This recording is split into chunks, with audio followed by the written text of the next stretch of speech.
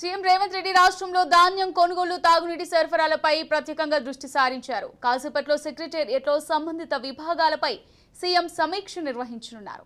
రాష్ట్రంలో ధాన్యం కొనుగోలు కేంద్రాలు, వడ్లకు కనీస మద్దతు ధర అంశాలు, పలు మార్కెట్లలో రైతుల నుంచి వస్తున్న ఫిర్యాదులపై ముఖ్యమంత్రి స్పందించారు. ఎండాకాలంలో ప్రజలకు తాగునీటి ఇబ్బందులు తలెత్తకుండా చేపట్టే చర్యలు తీసుకోవాల్సిన ప్రత్యామ్నాయాలపై అధికారులతో ముఖ్యమంత్రి చర్చించనున్నారు.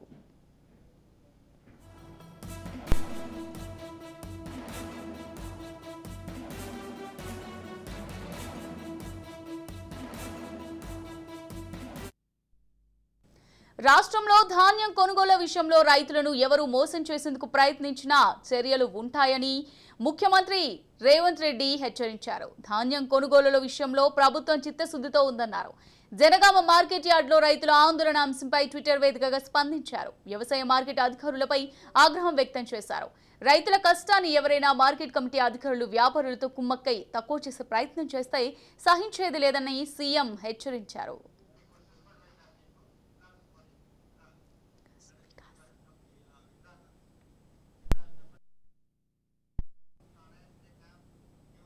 రైట్ గా ఇదే అంశానికి సంబంధించి మరింత సమాచారం మా ప్రతినిధి వికాస్ అందిస్తారు. వికాస్, రైతులకు పరిహారం విషయమై ప్రభుత్వం ఏ విధమైన నిర్ణయాలు తీసుకునే అవకాశం ఉంది? వికాస్ అమూల్య, ఇప్పటికే ధాన్యం కొనుగోలు విషయంలో కూడా రాష్ట్ర వ్యాప్తంగా కూడా 80% పైగా కూడా వరి కొనుగోలు కేంద్రాలు కూడా ఏర్పాటు చేసింది రాష్ట్ర ప్రభుత్వం. ఇంకా కొద్దిపాటి కేంద్రాలు కూడా ఓపెన్ చేయాల్సి ఉంది. ఈ నేపథ్యంలోనే రైతుల నుంచి డిమాండ్ వస్తున్న నేపథ్యంలో కూడా రేపటిలోపు అన్ని కేంద్రాలు కూడా ప్రారంభించాలనే ఉద్దేశంతో కూడా రాష్ట్ర ప్రభుత్వం ఉంది. అదేవిధంగా దీనికి సంబంధించి రైతులు కూడా ఇప్పటికే కొన్ని ప్రాంతాలలో కూడా ఇటు అధికారుల నుంచి ఫీడ్బ్యాక్ వస్తున్న నేపథ్యంలో కూడా రైతులు అధైర్యపడొద్దనే విషయంపై కూడా ముఖ్యమంత్రి రేవంత్ రెడ్డి అధ్యక్షతన కూడా సచివాలయంలో మరి కాసేపట్లోనే అధికారులతో సమావేశం కాబోతా ఉన్నారు. ప్రధానంగా రైతు సమస్యలపైన, వరి కొనుగోలు పైన, కేంద్రాలపైన, అదేవిధంగా ఎండ వేడిని తట్టుకోలేక వేసవి ఇప్పటికే వస్తున్న నేపథ్యంలో కూడా తాగునీటి సమస్య పైన కూడా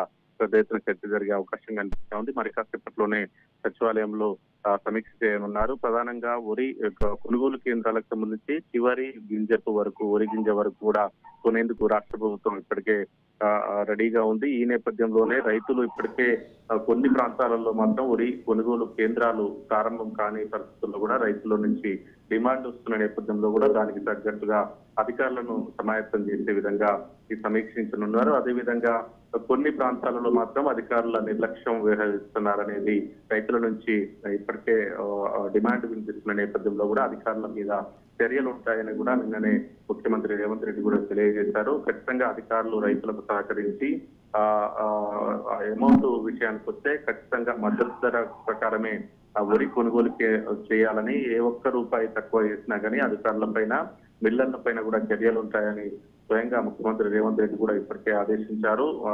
ప్రధానంగా ఈ వరి కొనుగోలు కేంద్రాలకు సంబంధించి అదేవిధంగా రైతుల సమస్యల పైన ఈ సమీక్ష చేయనున్నారు అధికారులతో. అదేవిధంగా ఇప్పటికే వేసవి స్టార్ట్ అయిన నేపథ్యంలో కూడా కొన్ని ప్రాంతాల్లో తాగునీటికి ఇబ్బంది పడుతున్న విషయం కూడా రాష్ట్ర ప్రభుత్వం వద్దకు వచ్చింది. ఈ నేపథ్యంలోనే ఏ ఒక్క ప్రాంతంలో కూడా ఎక్కడా కూడా తాగునీటికి సమస్యకు రావద్దనేసి, తాగునీరు సరఫరాకు ఇబ్బంది కలగకూడదనేసి రాష్ట్ర ప్రభుత్వం ఆలోచిస్తా ఉంది. ఇప్పటికే కొన్ని ప్రాంతాల్లో కూడా ఏకంగా వాటర్ ట్యాంకులు సరఫరాకు చేసి కూడా తాగునీటి సమస్య లేకుండా చూస్తుంది. ఈ నేపథ్యంలోనే తాగునీటి సమస్యపై కూడా సమీక్ష చేయనున్నారు. ఈ రెండు సమస్యలపై కూడా మరి కాసేపట్లోనే సచివాలయంలో అధికారులతో సమావేశంలో పాల్గొనున్నారు. అమూల్య, విక్రాంత్, ఇప్పుడు చూసుకున్నట్టయితే ఇప్పటికే కొన్ని మార్కెట్ కేంద్రాల్లో ధాన్యం కొనుగోలు చేయడం లేదని తెలుస్తోంది. మరి దీనికి సంబంధించి ప్రభుత్వం ఏ విధమైన చర్యలు తీసుకునే అవకాశం ఉంది?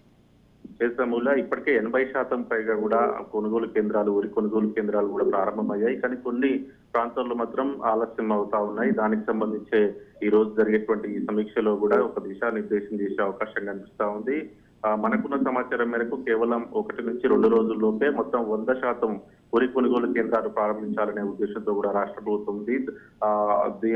80% కేంద్రాలు ఇప్పటికే ప్రారంభమైన నేపథ్యంలో కూడా అక్కడ కూడా ఎలాంటి సమస్యలు ప్రభుత్వం దృష్టికి వచ్చాయన్న దానిపైన కూడా సమీక్ష చేయనున్నారు. ప్రధానంగా అధికారుల నిర్లక్ష్యం వల్ల కూడా కొంతమంది రైతులు నష్టపోతున్నారనేది రాష్ట్ర ప్రభుత్వం వద్ద సమాచారం ఉంది. ఈ నేపథ్యంలోనే అధికారులు రైతులను ఇబ్బంది కలగజేయకూడదనేసి మాత్రం ఇప్పటికే రాష్ట్ర ప్రభుత్వం నిర్ణయం తీసుకుంది. దీనికి సంబంధించే ఇటీవల నిన్ననే జనగామ జిల్లాకు సంబంధించి కూడా అడిషనల్ కలెక్టర్ గా ఉన్నటువంటి అదనపు కలెక్టర్ అయినటువంటి కలెక్టర్ సస్పెండ్ కూడా చేసిన పరిస్థితి కనిపిస్తా ఉంది. అదనపు కలెక్టర్ ఈ నేపథ్యంలోనే అతని నిర్ణయాన్ని కూడా అభినందిస్తూ కూడా ట్విట్టర్ లో ట్వీట్ చేసిన పరిస్థితి కనిపించింది.